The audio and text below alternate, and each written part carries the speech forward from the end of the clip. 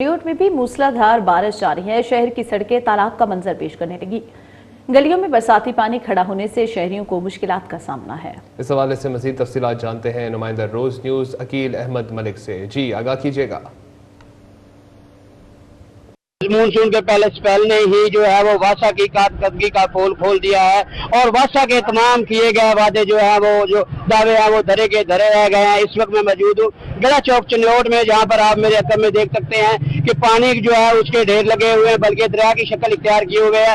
और चनियोट के मुतअद्दिद गली महलों में है वो भी यही सूरत हाल है कि वहाँ पे पानी जो है वो फुट के हिसाब से खड़ा हुआ और जो मुख्तलिफ हुकूमती अदवार हैं उनमें ये निकासी आपके मुख्तलिफ दावे किए गए, लेकिन कोई भी किसी भी दावे पर जो है वो अमल दरामद ना हो सका है।